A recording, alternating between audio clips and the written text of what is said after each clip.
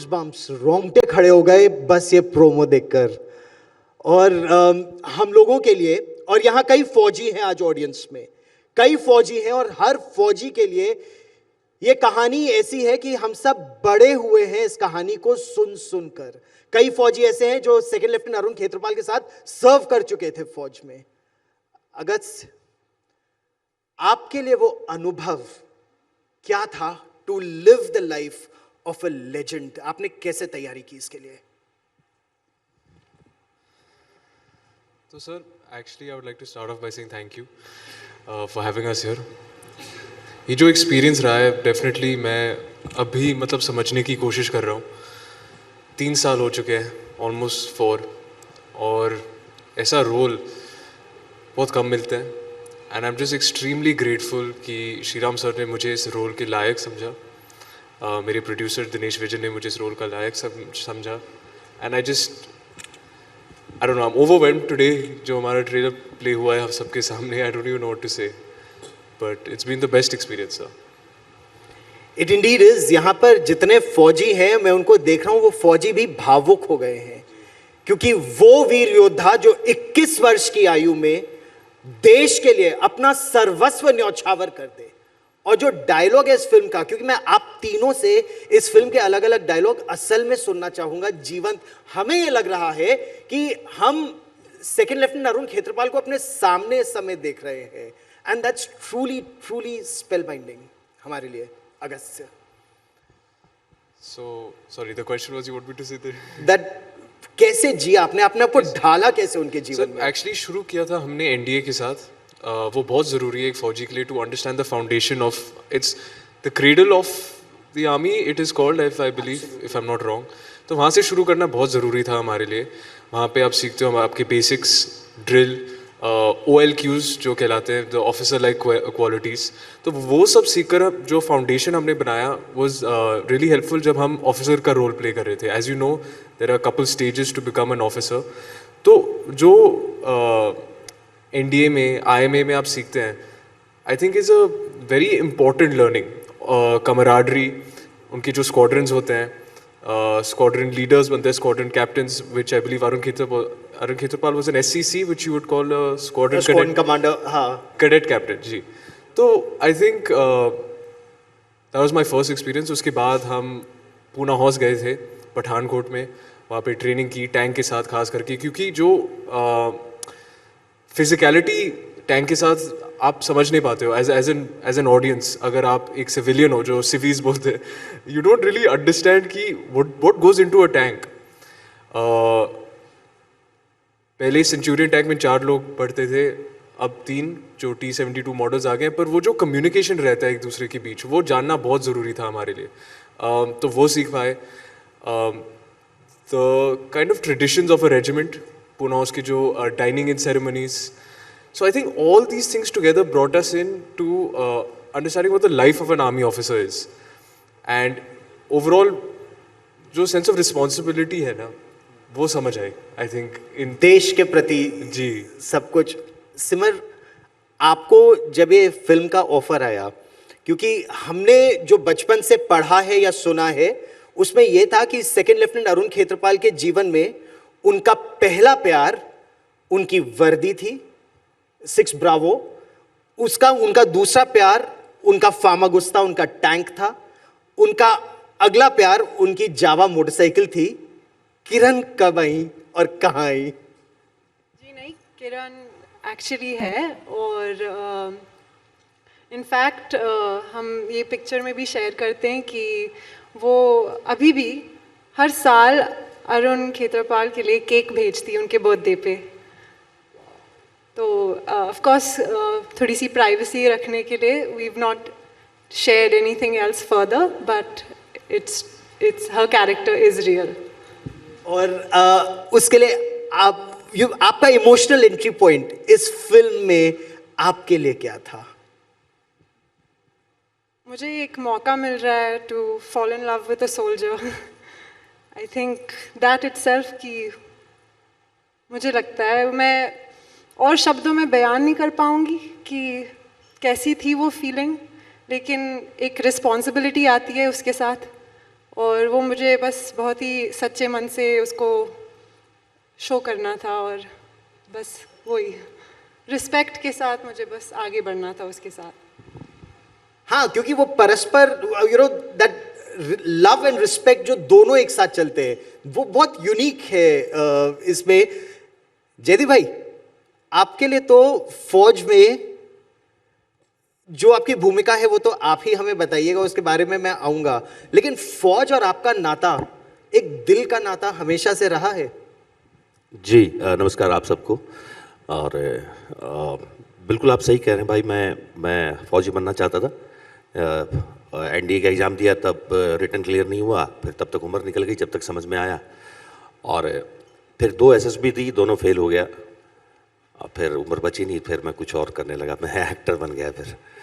तो वो जैसे अभी आप बता रहे थे ना कि खेतरपाल का पहला प्यार 6 ब्रावो था, तो मेरे लिए भी जो करियर वाइज जो एक हरियाणा में रहते हुए जो अपने आसपास अपने सीनियर्स को जूनियर्स को फौज में जाते हुए देखना, तो they were the inspiring figures for me at that time, and so many army officers right now I know, हमारे सीनियर जूनियर कॉलेज के ही। सो वो पहला एक रुझान जो है, जो लगाव है उस वर्दी से, उस लाइफस्टाइल से, वो वहाँ से आया है। जी, वर्दी आप बहुत स्टाइल में पहनते हो वैसे, मतलब अगर आपको पुलिस की भी वर्दी में देखो जी, गैंगस्टर के रूप में भी देखो माफिया के रूप में भी देखो, बहुत स्टाइल से। लेकिन इसके लिए क्या तैयारियां की आपने? मैं एक्चुअली चाहूँगा कि मैं ना बताऊँ कि क्या है ये किरदार, कैसा है। मैं जेन्युइनली ये चाहूँगा कि आप उसको फिल्म में देखें। बस मैं इतना आपको बता सकता हूँ कि मैं वो प्ले कर रहा हूँ जो इस 21 साल के बहादुर लड़के से जिसने आखिरी लड़ाई लड़ी थी, इसके ऑपोजिट में। और उसकी कहानी, उसके बाद उस इंसान की कहानी भी बहुत कमाल की रही है, वो आप फिल्म में ज़रूर देखिएगा। तो मेरे लिए कहानी बहुत ही इमोशनल लेवल पे थी, क्योंकि मैंने भी थोड़े दिन पहले बताया था कि मेरा अरुण खेतरपाल नाम से जो पहला जो परिचय हुआ, वो बहुत पहले मेरा एक दोस्त आईएमए से पास आउट हो रहे थे, तो मैं उनकी पासिंग आउट परेड पे गया था। तो अरुण खेतरपाल के नाम पे खेतरपाल ऑडिटोरियम है जहाँ पेपिंग सेरेमनी होती है, तो वो पहला इत्तेफाक था, मतलब उनको जानने का। तो वो जर्नी बहुत मेरे लिए भी बहुत वो रही है, जब मुझे पता चला कि अच्छा ये फिल्म जो है अरुण के ऊपर बन रही है। तो it was a very amazing moment, and nobody can say no to this kind of film. सही बात है, मतलब एक तरह से देखा जाए इस फिल्म को, आपने कहा कि आपने वो अरुण खेतरपाल ऑडिटोरियम है, या वो स्टेडियम है जहाँ पर पिपिंग सेरेमनी होती है, मैं जिस कॉलोनी में रहता हूँ उसका नाम अरुण विहार है, और अरुण खेतरपाल के नाम पर है वो कॉलोनी। और आप बचपन से अब तक किसी भी मेस में जाइए, और आप तो कितने ही मेसेस में गए, हर जगह वो एक तस्वीर है अरुण खेतरपाल की, एक अंदाज में, एक स्पेशल अंदाज में खड़े हुए हैं। वो अंदाज में देखना चाहूंगा अगस्त, किस अंदाज में वो खड़े होते हैं, क्योंकि it's very typical Arun Khetarpal. Sir मैं कोशिश करूंगा, पर मैं जानता हूँ मैं अरुण खेतरपाल नहीं हूँ। तो उनका एक पोज है जो शायद ट्रेनिंग के वक्त लिया था उन्होंने, वही kind of just stood like this. I don't look as cool as him. That's a very famous photograph. No, brilliant. नहीं, नगर में भी आप जाइएगा, जो कि हमारा आर्मड का जो हेडक्वार्टर है, नगर में जाइएगा, अहमदनगर में, तो आपको बहुत सारे फोटोग्राफ्स अरुण के, हर जगह उनका नाम, और वो बहुत ज़्यादा देखने को मिलेगा। और वो जो डायलॉग, अच्छा अरुण खेतरपाल के बारे में, और आप लोग सब उसको वो नाम भी गूगल कीजिएगा, आप लोग उनकी वीरता के बारे में जब जानेंगे आपको बहुत अच्छा लगेगा। आपने उनके बारे में जो पढ़ा, जो जाना, जब आपको फिल्म ऑफर हुई अगस्त से, आपने क्या पढ़ा, और वो कौन सी बात थी जिसने आपको सबसे ज्यादा इंस्पायर किया कि वाओ मैं वो रोल प्ले कर रहा हूं? सर देखिए, ताजुब की बात यह है कि जब ये फिल्म ऑफर हुई थी मुझे, मैं 21 साल का था। तो आई थिंक दैट वाज वो जो पहला कनेक्ट बनता है कैरेक्टर के साथ, कहानी के साथ।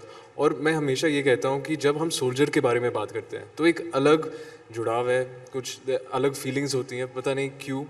It's something as simple as when you hear the national anthem, वही फीलिंग्स अंदर आते हैं कि इट्स प्राइड। तो जब आप एक सोल्जर के बारे में बात कर रहे हो, और ख़ास करके एक परमवीर चक्र, तो वो जिम्मेदारी और जो जुनून के साथ आप उस रोल को निभाना चाहते हो, वो अलग लेवल पे है। तो I think it was really a delight. और मैं actually I'm most grateful for becoming like a Fauji. I think being a Fauji is the best thing. आप इतने अच्छे manners सीखते हो, how to treat a lady, how to eat on a dining table, how to address your seniors, और ये बहुत अच्छी अच्छी चीज़ें हैं. तो I think अगर मैं ये फिल्म ना भी करता तो I'm very grateful to experience Fauji lifestyle. तो I think it's been immense. बहुत मज़ा आया सर. I think बहुत टाइम भी लगा हमें क्योंकि हम चाहते थे कि इस फिल्म को ऑथेंटिकली पोर्ट्रे करे, क्योंकि you are not just discussing anybody, आप अरुण खेत्रपाल के बारे में बात कर रहे हैं और सब ने यहाँ पे, जयदीप सर ने, सिमर ने, हमारे डायरेक्टर, और was not with us anymore but धर्म जी also, there was such हम सब चाहते थे कि हम ईमानदारी से ये काम करें और वही इंटेंशन था हर दिन सेट पे. हम कोशिश करें कि जब लोग ये फिल्म देखें तो ऑफ कोर्स अरुण खेत्रपाल के बारे में जाने, पर फौजी लाइफस्टाइल क्या है, what does it mean to be a soldier. जो उनका फेमस डायलॉग है, no sir I will not abandon my tank, I will get these, बोलना नहीं चाहता हूँ, बोलूंगा भी नहीं, लेकिन उन्होंने बोला था. हाँ सर, आपके प्रोमो में भी, आपके ट्रेलर में भी प्लेटफॉर्म अलग है तो मैं बोलना नहीं चाहता, पर what does that mean. At least मेरे लिए it's a sense of defines कि हम बदल चुके हैं और आई थिंक जो ओपिनियंस हम रखते हैं विल स्टैंड बाय इट. और वो सर सिर्फ 21 साल का था. ऐसे सर मैं 21 था जब मैंने ये फिल्म साइन की थी. मैंने कभी लाइफ में कुछ इतना ब्रेव नहीं किया और ना करूँगा, but it gives me confidence to be brave in the small places in life. अगर कोई आपको कुछ बोले, I said, no sir, I will not back down. It's a small quote you can apply to every phrase in your life. ऐसे कितनी बार होता है कि लोग आपको आके बोलते हैं कि आपको कुछ नहीं पता, आप छोटे हो, आपसे ये नहीं होगा, आप सही नहीं हो. वो no sir, I will not abandon is not just tank में खड़े होके I'm showing defiance. It can be defiance in your belief in yourself.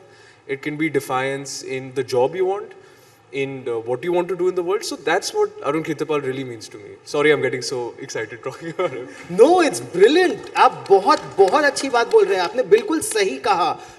और भारत में तो हमेशा युवा वर्ग तो हमेशा आगे रहा है. आप महाभारत की लड़ाई देख लीजिए, अभिमन्यु का आप देख लीजिए, अभिमन्यु को चक्रव्यूह भेदना आता था और हमारे युवा हमारे युद्ध में हमें आगे लेकर जाते हैं. लेकिन आप 2025 में सिमर एक भूमिका निभा रही हैं जो 1971 की थी, और एक्चुअली प्री 1971, क्योंकि 1971 में तो वॉर शुरू हो गई थी.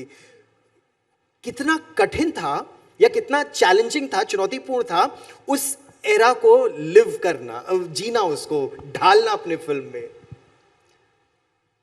मुझे ना एक्चुअली हमेशा से, जैसे हमेशा पहले ज़माने में चीज़ें थी, होती थी, वो हमेशा ज़्यादा आकर्षित करती है अभी भी. और उनके पिक्चरें, गाने सब कहीं ना कहीं थोड़ी सी ज़्यादा दिल को छूते हैं. Sir, मुझे लगता है. ऐड करना चाहूँगा कि यूजुअली क्या है कि हम मतलब जेन जी बुलाते हैं ना, पर इस सेट पे हम सीख रहे थे क्योंकि हम तो 71 में नहीं थे ना, तो हमें क्या पता था क्या हो रहा है. तो we relied on our director and all the people around us कि कैसे, मतलब व्हाट वाज द वाइब, मतलब तब क्या होता था, रोमांस कैसे होता था, कपड़े कैसे पहनते थे, बातचीत कैसे करते थे. और ये शायद आपको लगे कि पर सर हम तो 30 साल बाद पैदा हुए थे तो कुछ पता ही नहीं था हमें, but what a wonderful experience it was, what a lovely time. तो कैसा था उस समय का रोमांस, हमको दिखाइए ना. कैसे कैसे बहुत सिंपल था सर, आंखों में. हाँ सर, ऐसे लेटर लिखते थे, हफ्ते में एक बार फोन पे बात करते थे, और वो भी आपके लिए इतना, it used to become, I don't know, I am guessing it was like an event, but it was so simple. कोई डिस्ट्रैक्शंस नहीं थे, ना सोशल मीडिया, ना. सिंपल अभी लगता है, उनके लिए बहुत कठिन था वो. अभी सिंपल लगता है, अरे यार एक फोन, इतना सिंपल नहीं, वो एक फोन और एक चिट्ठी लिखने में जाने की नौबत आ जाती थी लोगों की, मार नहीं जाओगे. खून की चिट्ठियां भी होती थी. बिल्कुल. you wanted to come in, आप कुछ कह रहे थे कि उस जमाने के प्यार के बारे में. पर्सपेक्टिव. नहीं, बिल्कुल. मैं यही कहूँगी कि श्रीराम सर, पूजा मैम, पूरी टीम थी हमारी जो हमें ऑथेंटिकली उसी एरा में ले जाने के लिए उन्होंने सब कुछ हमारे साथ मिल के बैठ के हमें सिखाया. पिक्चरें देखी हमने इतने सारी, और वैसे बहुत ही अच्छा, वैसे एक्साइटिंग पीरियड था वो. तो फिर हमने उस तरीके से किया। मतलब और सेकंड लेफ्टिनेंट अरुण खेत्रपाल का अगर आप जीवन देखें तो उनके पिताजी भी आर्मी में ब्रिगेडियर थे। उस जमाने में बहुत बड़ी बात होती थी एक ब्रिगेडियर का बेटा होना। उनके ग्रैंडफादर भी फौज में थे, तो पूरा फौजी परिवार था। आपने उनके परिवार के साथ समय भी बिताया। जी, हम मुकेश खेत्रपाल से मिले थे, जो उनके अरुण खेत्रपाल के ब्रदर है, छोटे भाई हैं। तो एक्चुअली लाइफ स्टोरी तो हमने सुनी थी उनसे, पर एक्चुअली जो मेरे लिए बहुत मीनिंगफुल था वो जब उन्होंने फिल्म देखी। आई थिंक वो मेरे लिए बहुत स्पेशल था, क्योंकि वो प्रेशर रहता है कि क्या मैंने सही किया या गलत किया, क्या उनको लगेगा कि I was the right person for it. लेकिन उनका रिएक्शन देखकर मैं थोड़ा आराम से सो रहा हूँ आजकल, क्योंकि वो प्रेशर रहता है। हर एक पल यहाँ भावुक करने वाला है, और खासतौर पर जो सेकंड लेफ्टिनेंट अरुण खेत्रपाल को या जानते थे, किसी ना किसी तरह उनके साथ जुड़े रहे थे, उनके परिवार के साथ जुड़े रहे थे, पूरी भारतीय सेना के लिए, क्योंकि कारगिल की लड़ाई से पहले 1999 से पहले वो यंगेस्ट परमवीर चक्र अवॉर्डी थे। 21 वर्ष की आयु में उन्होंने अपने प्राणों का सर्वोच्च बलिदान दिया। और वो जो बैटल ऑफ बसंतर थी, बहुत कठिन लड़ाई थी। सीज फायर होने वाला था, पाकिस्तान का आर्मर आगे बढ़ने की कोशिश कर रहा था, उनके पास पैटर्न टैंक्स थे, हमारे पास जो सेंचुरियन टैंक्स थे, फामागुस था उनके टैंक का नाम था। अब आपसे मैं सुनना चाहूंगा कि वो जो टैंक बैटल थी, हाँ जयदीप भाई मैं आपके पास आऊंगा और थोड़ा सा तो आपसे निवेदन करूंगा कि आप एक अंश रिवील करें, लेकिन उससे पहले वो टैंक बैटल क्यों इतनी महत्वपूर्ण थी, अरुण खेत्रपाल की भूमिका क्यों इतनी महत्वपूर्ण थी? सर देखिए, टैंक बैटल तो जैसे मैं कह रहा था बहुत मुश्किल है समझना, क्योंकि आप जो भी आर्मर्ड कोर से हैं, ओह सॉरी अपॉलॉजीज सॉरी जी सर बिल्कुल पॉइंट टेकन। तो जो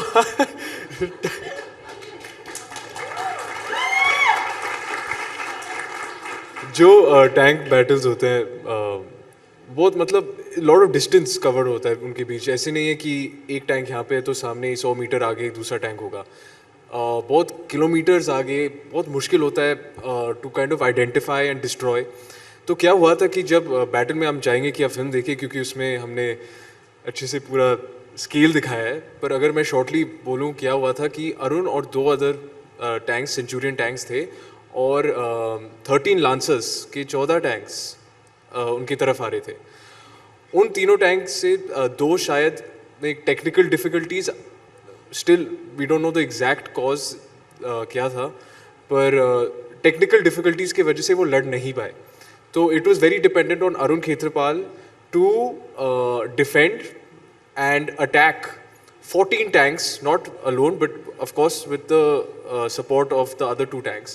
पर ये एटलीस्ट जो मेरी अंडरस्टैंडिंग है टैंक वॉरफेयर से लेकर कि ये the very unlikely odds 1 versus 10, 1 versus 8 ये बहुत कम होता है। और खास करके एक 21 साल के मतलब जवान लड़की ने ये सब किया है, तो मतलब जिसने अपना वायोस भी पूरा नहीं किया था सर, तो ये वापस पूरा क्या स्टार्ट ही नहीं किया था ठीक से। हाँ 2 दिन के वायर्स कोर्स के बाद ही वाज टोल्ड इट्स कैंसल्ड, क्योंकि वॉर क्लाउड्स आर फॉर्मिंग, तो he will have to report to the front. और जनरल नहीं, that time colonel Hanut Singh ने कहा उनको कि देखिए हम आपको सीधा फ्रंट पे नहीं भेज सकते हैं, तो पहले आपको ट्रेनिंग करनी पड़ेगी, और अगर आप वो ट्रेनिंग को पास कर गए then only will we send you to the front. And Arun Khetrapal, along with him, Brijinder Singh, brigadier now, ex-retired. So they had trained, और वो training खत्म करके they were given permission to fight, but only in reserve. तो Arun Khetrapal being on the front was very unlikely, और फिर जो उन्होंने किया उन 1 घंटे या 40 मिनट में, आज भी हम उनके बारे में बात कर रहे हैं। तो सोचिए उन्होंने क्या किया होगा। The odds he fought against to be regarded today as one of the bravest young men of our country. It's really amazing. मतलब उनकी वीरता के बारे में अगर आप सुनिए तो आपके रोंगटे खड़े हो जाते हैं कि सामने 13 लांसर्स, पाकिस्तान की सेना के 13 लांसर्स के बिल्कुल मॉडर्न पैटर्न टैंक एक के बाद एक आए जा रहे थे, और यहां ये लोग मदद करने के लिए गए थे, मदद करने के लिए जिस टैंक स्क्वाड्रन की मदद करने गए थे उनसे ऑफेंसिव लेकर, खुद अपना टैंक दो साथ के नहीं चल रहे लेकिन इन्होंने ऑफेंसिव किया, ध्वस्त किए सारे टैंक। जब इनका टैंक चलना बंद हो गया तो इनके कमांडर ने बोला पुल बैक, इन्होंने बोला नहीं। क्यों नहीं? क्योंकि my gun is still working. That's why he didn't abandon his tank. उनके टैंक पे आग लगी हुई थी। I mean बहुत सारे। ये है वीरता कि अगर टैंक नहीं चल रहा मैं पीछे नहीं हटूंगा, मैं मार दूंगा दुश्मन को, दुश्मन आगे नहीं बढ़ना चाहिए। और दुश्मन भी जयदीप भाई उसने वीरता की सराहना की, चाहे वो दशकों बाद हुआ हो, सालों बाद हुआ हो, लेकिन दुश्मन भी जानता था कि अरुण खेत्रपाल कितने वीर थे। पहली बात तो ये जिसके अगस्त्य की बात में जोड़ना चाहूँगा, बहुत ही कमाल की घटना थी वो कि वो ऑड इतना स्ट्रॉन्ग था कि Nisar, that time major Nisar, he was surprised कि ये कौन आदमी है, कौन लोग हैं। उसको अंदाज़ा नहीं, क्योंकि धूल है हर जगह, सर्दी है, धूल है, उसको समझ नहीं आ रहा कि ये कितने टैंक हैं इंडियन आर्मी के जो इस पूरी रेजिमेंट पे या उस प्लेटून पे भारी पड़ रहे हैं। He had no idea. So Nisar, और जैसे आपने कहा कि उसने बहुत बाद में वीरता को माना, उसने उसी दिन मान लिया था, पर हमें शायद बहुत बाद में पता चला, because when I was reading about the film और थोड़ा बहुत जो पढ़ने की कोशिश कर रहा था, जानने की कोशिश कर रहा था, आज भी नगर में एक कोट है जिसके ऊपर लिखा हुआ है इन ए नटशेल, जहाँ तक मुझे अभी याद पड़ता है, पूरे वर्ड टू वर्ड नहीं। Nisar said that day between victory and 13 lancers there was a boy of 21 years old। नहीं तो उस बैटल को कोई नहीं हरा सकता था। पता नहीं क्या उसको समझ नहीं आया कि ये एक लड़का ऐसा कैसे कर सकता है। और जब उसने देखा उसको, ही कुड नॉट बिलीव कि ये एक बच्चा है।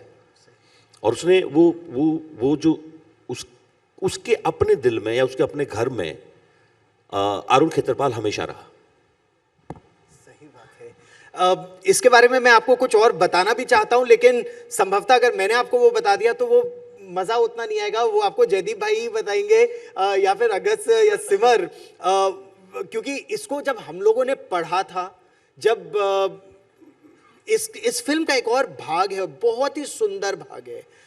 धर्मेंद्र जी आज हमारे बीच नहीं रहे, ये उनकी आखिरी फिल्म है, और मैं आप तीनों से आपके अनुभव भी जानना चाहूंगा कि उनके साथ काम करने का वो अनुभव, उनकी भूमिका, क्योंकि उनसे अच्छा शायद कोई ब्रिगेडियर खेत्रपाल की भूमिका में हो ही नहीं सकता था जब आप उनकी तस्वीर देखें और इन्हें देखें। लेकिन उन्होंने कविता लिखी कि घर जाना, पिंड जाना क्यों इतना महत्वपूर्ण है। धर्म जी की आखिरी फिल्म, उनके साथ काम करने का अनुभव और इन पंक्तियों के पीछे का भाव, जयदीप भाई। हाँ, कभी सोचा नहीं था कि ये उनकी आखिरी फिल्म होगी, क्योंकि मैं जब प्रोजेक्ट पे आया वो ऑलरेडी थे और मैं बहुत एक्साइटेड था। मेरे फादर बहुत बड़े फ़ैन, कौन फ़ैन नहीं रहा है उनका, इस देश में ऐसा कोई इंसान नहीं है जो उनका फ़ैन ना रहा हो। और शूट के दौरान पापा उनसे मिले भी थे। मैंने अपने बाप को ज़िंदगी में कभी इतना नर्वस और इतना फैन बॉय मोड में कभी नहीं देखा था। और उनके साथ काम करना as an actor, I mean शब्दों में मैं क्या ही बोलूँ उस बात को, वो अपने आप में एक, लेकिन इतना बड़ा नाम, इतना बड़ा चेहरा, इतना लेजेंडरी फिगर भारतीय सिनेमा का, जब आप उनके साथ काम करते हो आपको ऐसा लगता है कि वो बहुत ही बच्चे हैं। उनके अंदर आज भी वो मासूमियत, वो प्यार, वो अटखेल लिया करना लोगों के साथ, मजाक करना, उनके वन लाइनर्स, वो हमेशा कमाल के होते थे। सेट पे आते ही पूरा माहौल बदल जाता था। एंड मुझे लगता है मैं इस मामले में बहुत ज़्यादा लकी रहा हूँ कि उनके मैक्सिमम सीन मेरे साथ हैं। तो वो यादें जो मेरे साथ रही उस पूरे शूट में, वो ज़िंदगी भर के लिए एक धरोहर है मेरे पास। इतने बड़े महानायक वो, और उनके साथ आपको काम करने को, और बहुत जो ये पंक्तियां हैं उनके दिल की हैं, जो लिखा गया है वो फिल्म में बहुत महत्वपूर्ण है। और आपके साथ उनकी बातचीत, वो कौन सी चीज़ है जयदीप भाई जो आपको याद आती है अभी भी? बहुत सारी भाई, मैं सच बता रहा हूँ, उनका प्यार, जिस तरह से वो बात करते थे, और हम कितने किस्से सुन लो आप उनसे, बात उनके साथ बैठ के बात करने लगो तो उनकी पोइट्री, सिर्फ ये कविता तो हम फिल्म में लेके आ रहे हैं, वो बहुत अच्छी लिखते थे हमेशा से। बहुत सारी कविताएं सुनाई उन्होंने, और उनको बहुत अच्छी उर्दू लिखनी आती थी, बहुत अच्छी पंजाबी लिखनी आती थी, लैंग्वेजेस इतनी कमाल लिखते थे। और एक्टर तो आप सब जानते हो, मैं क्या ही बोलूँ, छोटा मुंह बड़ी बात हो जाएगी। मैं एक दिन, एक सीन था, इसी दौरान, जब पोइट्री पढ़ रहे हैं, इसी दौरान हम कहीं पहुंचते हैं और वो जगह थोड़ी सी टेक्निकल थी, थोड़ी गलियां थोड़ी छोटी थी, तो वहाँ जाते थे तो वापस लेके आनी पड़ती थी गाड़ी, बैक ही रिवर्स गियर में लेके आ सकते उसको आप, क्योंकि उसको घुमाने की जगह नहीं थी वहाँ से। तो हमारे एक एडी थे, वो बोले कि सर आप आ जाओ, मैं पीछे कर लेता हूँ, जो ड्राइवर थे उस गाड़ी के, मैं पीछे कर लेता हूँ। तो उन्होंने बड़ा टाइम लगाया, मैं ठीक ठाक ड्राइव कर लेता हूँ। तो अगले टेक में मुझे लगा धर्म जी अंदर परेशान हो रहे हैं बैठे बैठे, तो मैं खुद ही बैक ले लेता हूँ। तो वो एक टेक हुआ, मैं दूसरे टेक में बैठा, लेके गए, कट हुआ, अच्छा एक और लेंगे, मैंने वो बैक कर दी, तो बड़ा कम टाइम लगा। तो धर्म जी भी थोड़ा, अच्छा ठीक है कोई बात नहीं, 2 टेक और हो गए उनके। तो चौथे टेक के बाद, 5वें टेक के बाद वो फाइनली ओके हुआ, गाड़ी आगे खड़ी की मैंने वापस, उधर से आवाज़ आई ओके मूविंग ऑन। तो धर्म जी मेरी तरफ घूमते हैं, बोलते हैं पुत्र हुण तैनू ड्राइविंग लाइसेंस मिल जाना। तो मैं ऐसा हो गया कि मैंने कहा यार कितने कमाल के वन लाइनर इनके, कि उन्होंने देख ली ड्राइविंग, अब बेटा मैं तुझे ड्राइविंग लाइसेंस बनवा के दे दूंगा। तो ऐसे से बहुत सारे किस्से होते थे। उन्होंने मुझे किस दिन बोल दिया, मैंने बोला भी उस दिन, मैं सेट पे चिल्ला दिया था कि आज के बाद इससे बड़ा कॉम्प्लीमेंट मुझे कोई नहीं मिला। ऐसे ही कुछ बात कर रहा था मैं उनसे, बात करते करते उन्होंने ऐसे गाल पे हाथ रखा और बोला कितना सोना मुंडा है मेरा बेटा।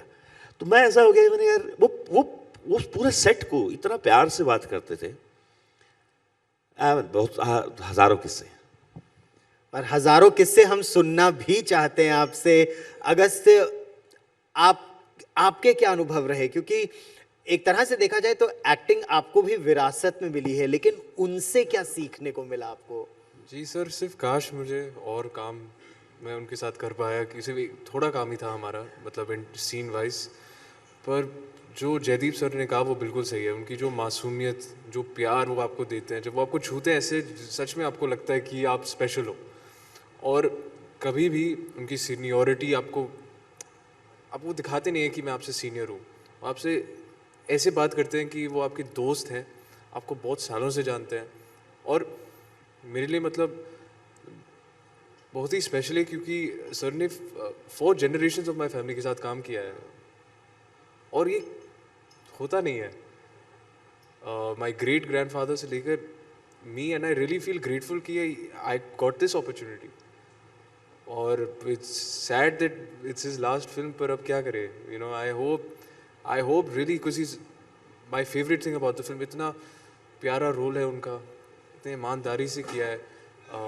I just hope when people see it, उनको से और प्यार हो जाए, and they just remember him with the fondest memories, because he was the most loveliest man.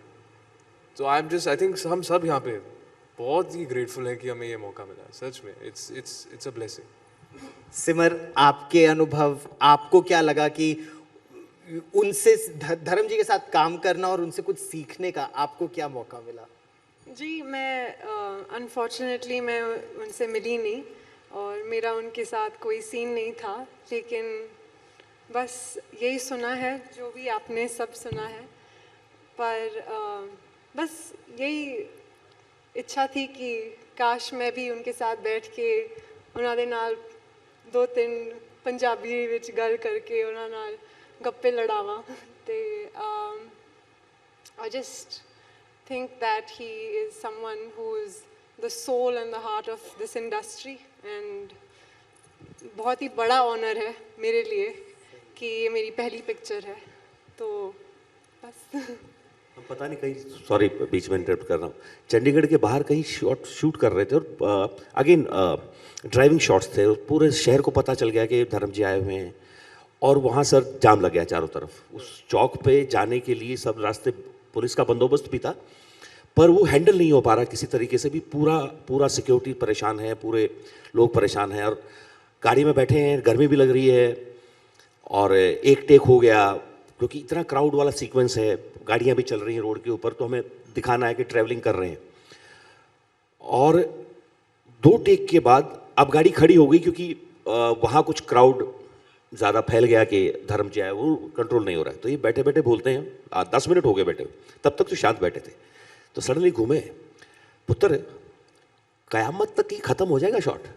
मैंने कहा सर नहीं, कयामत की जरूरत नहीं आएगी, आज में खत्म हो जाए। तो मतलब इतने बहुत ही खुश दिल इंसान थे यार, बहुत ही खुश थे। आपसे सुनकर ही इतना अच्छा लग रहा है उनके बारे में। एक बार फिर अगर हम बात करें सेकंड लेफ्टिनेंट अरुण खेत्रपाल के रोल को निभाने के लिए, जिस तरह के आप लोगों के डायलॉग्स थे, अगर से आपके मन में वो कौन सा डायलॉग है कि अगर सेट में शूटिंग खत्म भी हो जाती थी तो उनकी भूमिका जो आपके मन में हमेशा जीवित रहती है अभी भी, या अब आप उससे निकल पा रहे हैं? सर देखिए, जैसे हमने पहले कहा था, किसी ने सोचा नहीं था कि अरुण खेत्रपाल ये सब करेंगे जंग के मैदान में या उनकी लाइफ में। तो ऐसी कोई स्पेशल ट्रीटमेंट नहीं दी थी उनको कि रिकॉर्ड करके उनके स्टेटमेंट्स लिए थे या फोटोज लिए थे, क्योंकि for everyone else he was just a young boy. जो उन्होंने किया was what made him a legend. तो वी डिडंट हैव, ऐसे कुछ नहीं था हमारे पास जो हम रेफरेंस, जैसे फोटोग्राफ्स थे, पर ऐसे कोई उनके लेटर्स जो वो उनके फादर खेत्रपाल साहब को भेजते थे वो था हमारे पास। पर ऐसे कुछ, सिर्फ एक डायलॉग था जो आपने कहा, the no sir I will not abandon my tank, और वो हमारे लिए एक मोटो बन गया फिल्मिंग के दौरान। I think that was the only dialogue I had to get right. और वो प्रेशर था कि it's all coming to that one day and I have to get this one dialogue right. क्योंकि आप किसी भी आर्मी बैकग्राउंड से किसी से भी पूछो, वो बोलेंगे कि हाँ उन्होंने वो कहा था ना, वो नो सर वाला डायलॉग, वो सब जानते हैं ये डायलॉग। तो ये सही करना बहुत ज़रूरी था हमारे लिए, और वो तो अभी फिल्में देखेंगे तो सही किया या नहीं वो पता नहीं। पर वैसे सुना ही दीजिए हमारे आज तक के यहाँ के ऑडियंसेस और दर्शकों को वो जो जोश, वो जो जुनून और वो जो जज्बा है, क्योंकि आपकी ट्रेनिंग का भी एक वीडियो है। सर मैं ऑनेस्टली कहूँ तो मैं चिल्ला के नहीं बोलना चाहूँगा, ऐसे गलत लगेगा कि हम एक जंग के मैदान पे जो उन्होंने कहा, तो मैं जोश में नहीं बोलूँगा। पर उनका फेमस डायलॉग था, तो आई थिंक कैप्टन मल्होत्रा ने उनको बोला कि अरुण आपका टैंक पीछे हटाओ, आपके टैंक पे आग लगी हुई है, अबैंडन टैंक राइट नाउ। तो उस वक्त इस मोमेंट में अरुण खेत्रपाल ने उनकी रेडियो मैसेज में कहा कि no sir I will not abandon my tank, my gun is still working, I will get these bastards. तो ये डायलॉग था उनका, और उसके बाद उन्होंने रेडियो सेट निकाल कर बंद किया। तो he was not reachable after that. So that's what this young soldier did. ये वीरता, ये शौर्य, ये पराक्रम, ये अदम्य साहस, आखिरी गोली, आखिरी दुश्मन तक वो लड़ते रहे।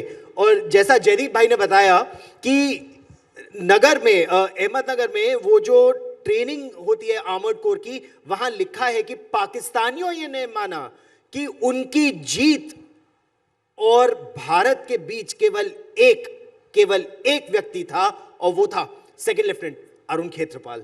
आप इस महामंच पर मेरे साथ जुड़े, बहुत बहुत धन्यवाद। नमस्ते and wish you all the best for 21। Thank you so much. Thank you so being so warm, ऐसे हम आराम से बात कर पाए, you made us so comfortable. Thank you to the audience. Sorry sir, मैं अगली बार मैं सीधा देख के बात करूंगा, I promise. It's my first time, I'll get used to it. But thank you so much, and please, please, please watch Ikkis whenever you get the chance. यहाँ पे देख के बोला ना मैंने सर। चलो, thank you so much, thank you.